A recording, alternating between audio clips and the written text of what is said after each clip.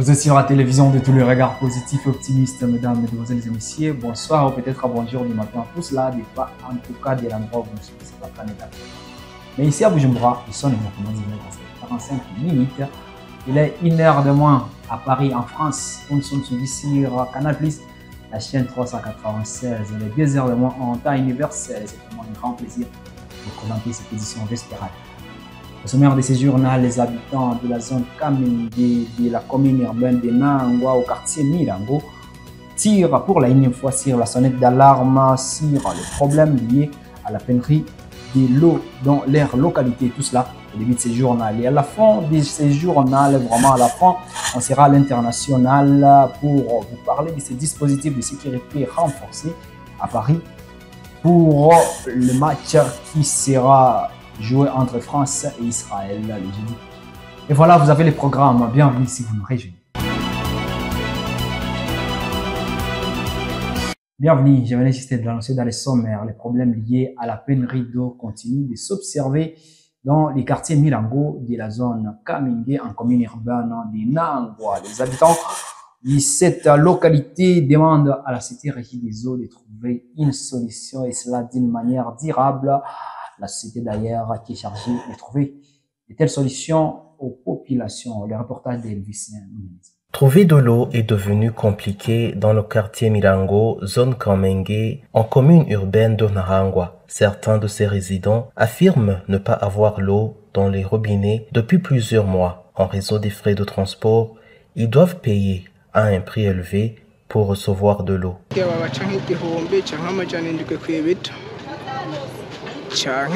Parfois, on nous fait facturer 1000 francs ou 700 francs par bidon, ou bien on part chercher l'eau au quartier Gatunguru. Ceux qui ne sont pas à mesure d'y aller, ils sont obligés de partir à vélo. Par exemple, moi, j'ai transporté ces bidons à la 8e avenue. C'est très fatigant. Nous demandons de disponibiliser l'eau. Ça peut passer une période de 3 mois, voire même une année, sans qu'une goutte d'eau puisse couler dans des robinets.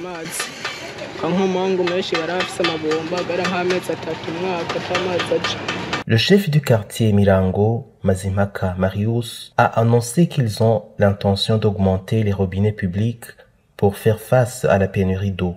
Ils maintiennent leur engagement à sensibiliser la population à la nécessité de se protéger contre les maladies des mains sales.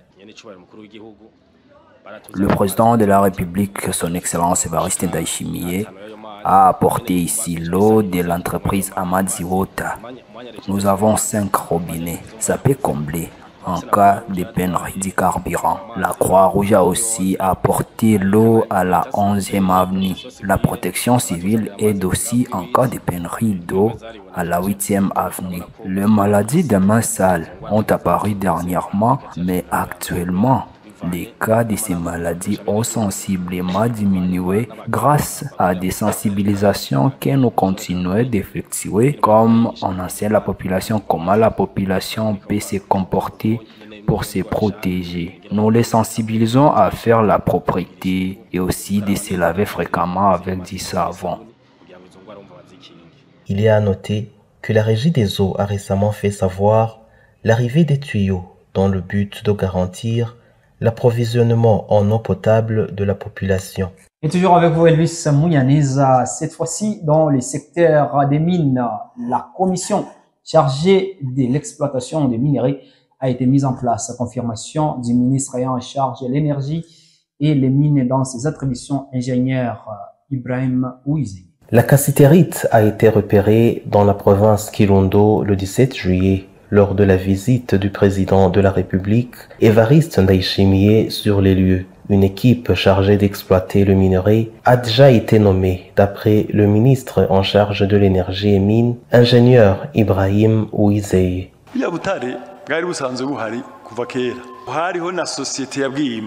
Le minerai était déjà là et il y avait une société qui l'exploitait. En général, les travailleurs dans le secteur minier ne font pas preuve de transparence dans leurs actions et tout cela, c'est le gouvernement qui perd. Nous avons mis en place une commission chargée pour extraire ces minerais. Celui qui a révélé la cassitérite, s'il a apporté l'argent, nous allons convenir la part de l'État. Et si ce n'est pas le cas, nous allons déposer l'argent puis nous allons trouver un moyen de l'extraire.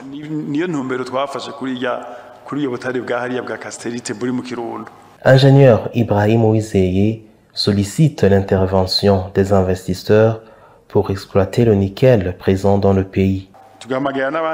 Nous faisons appel aux investisseurs pour qu'ils viennent extraire le nickel et puis il va suivre les traçages du chemin de fer car c'est le seul obstacle à l'évacuation du nickel une fois que ceci est exploité.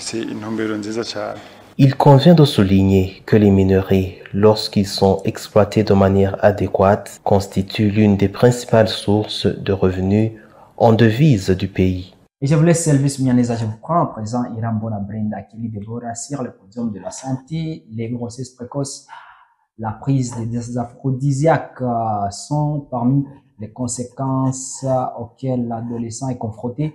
L'adolescent qui décide de commencer des relations amoureuses sans pour avoir l'éducation nécessaire à ces sujets, comme l'a expliqué le sexologue clinicien, M. Raoul Remy. Si un adolescent commence des relations à son jeune âge sans l'éducation, il peut avoir de lourdes conséquences. Cela a été dit par Raoul Remecha, sexologue clinicien. Il dit que ce qu'il va faire, il ne sera pas conscient de la gravité des choses. D'où les grossesses précoces, par exemple, c'est un exemple, ou la prise des aphrodisiaques. Parce qu'il n'est pas conscient de la gravité ou du danger après. Et ce qui fait qu'il y a des conséquences néfastes sur leur vie à long terme, même à court terme. Raoul Remecha explique encore qu'un adolescent a besoin d'une personne pour l'accompagner afin de l'éduquer. Je pense que ne pas avoir de l'éducation sexuelle complète actuellement, je pense que c'est beaucoup plus sur les adolescents. Hein. Un jeune garçon d'aujourd'hui, comme il n'a pas de repère ou il n'a pas eu d'éducation sexuelle, il se confie à l'internet ou à des amis. C'est à partir de ses amis ou à l'internet qui trouvent des informations qui ne sont pas fiables. Et à travers ces informations qui ne sont pas fiables, il n'a pas de repère. Vous saurez que, à l'âge d'adolescence, les ados s'interrogent fréquemment sur eux-mêmes et sur le monde qui les entoure. 38% d'ados pensent que la vie ne vaut pas d'être vécue. Et restant toujours dans le secteur de la santé, notre peau est constamment exposée à des pollutions, à des impuretés ou voilà, à des radicaux libres dans l'atmosphère ou l'environnement libre. Voilà pourquoi un nettoyage régulier est important. Tout cela pour faire face et éliminer ces impuretés et prévenir des pores obstrués, ce qui peut conduire à des problèmes de peau tels que l'acné ou l'irritation. Voilà l'importance d'avoir le soin des visages fréquemment. Le reportage de Keza et la Gloria. Il est essentiel que chaque personne prenne soin de son corps, en particulier de son visage. Cela a été dit par Sandrine Kezimana, la directrice de Sandy Beauty Clinic. On peut dire qu'avoir des boutons est un bon signe parce que tu te rappelles que ton corps a besoin d'être entretenu. Nécessairement, avoir les boutons a des significations très différentes, mais ceux qui disent que c'est de la sorcellerie, je ne comprends pas d'où vient cette mentalité. Les boutons peuvent être causés par des allergies cutanées ou un régime alimentaire, ainsi que des produits cosmétiques, et à des fois aussi on utilise des pommades qui ne sont pas naturelles et qui ne sont pas compatibles au corps. Par exemple, des pommades éclaircissantes aujourd'hui, ça te rend belle, jolie, mais au fur et à mesure, ton visage devient élastique. Normalement, il faut chercher de la pommade qui est compatible avec ton corps. Et en plus, ton corps a besoin de respirer. Parfois, il faut laisser des poudres, appliquer des maquillages, du fond de teint.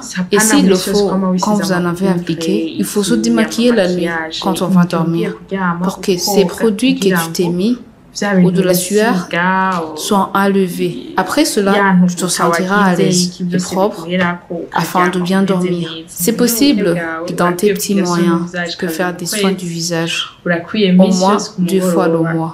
Tu dois toujours prendre le bain du visage avant de dormir et que ton corps respire plus précisément ton visage. Autre chose que je devrais ajouter, c'est qu'il faut différencier le corps et le visage.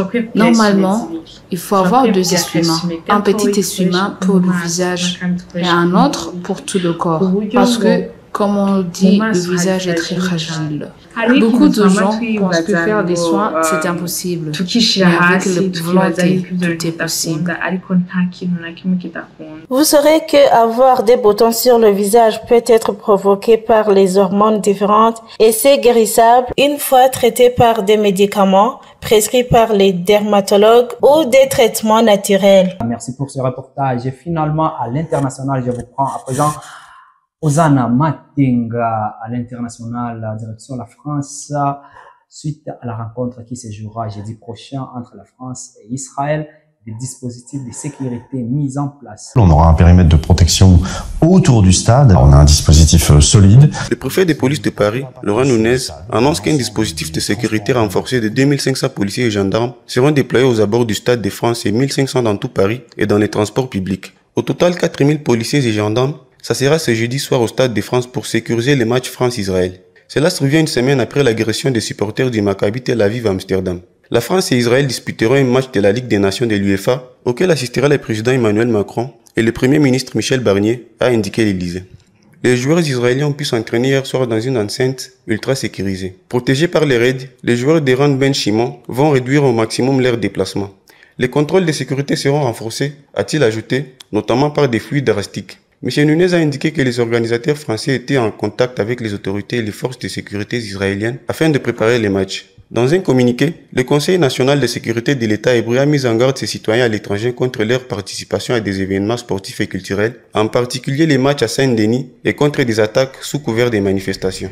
En 2024, selon l'UNESCO, 50% des pays africains ne disposent pas d'infrastructures sportives aux standards internationaux, freinant le développement du sport sur le continent. Concentrés dans les zones urbaines, ces installations sont inaccessibles pour une grande fête des jeunes, surtout en milieu rural. Face à des investissements insuffisants, les experts appellent à une mobilisation croissante pour faire du sport un levier de croissance en Afrique.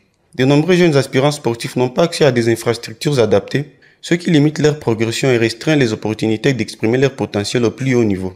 La mauvaise répartition des infrastructures est également un obstacle majeur. On trouve par exemple qu'en Afrique de l'Est, plus de la moitié des installations sportives sont concentrées dans les zones urbaines, laissant les zones rurales démunies. Selon les observateurs, le sport en Afrique a le potentiel de devenir un levier économique et social de premier ordre, mais cela passe par des infrastructures de qualité.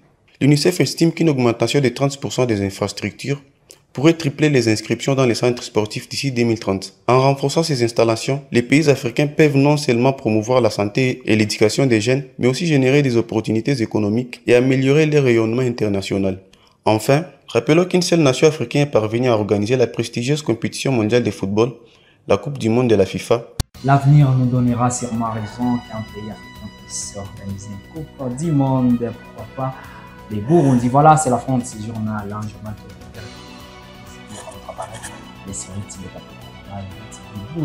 la BTV sur Canal+, la chaîne 396, sur Star Times comme à l'optimum, vous suivez sur la chaîne 106, STMB, nous sommes sur la chaîne 105 et maintenant vous pouvez nous suivre sur Azam TV, nous sommes la chaîne 391. La BTV, c'est plus de 70 000 abonnés sur YouTube, plus de 65 000 sur Facebook. Nous sommes également sur les plateformes essentiellement Twitter, nous sommes sur Instagram, TikTok.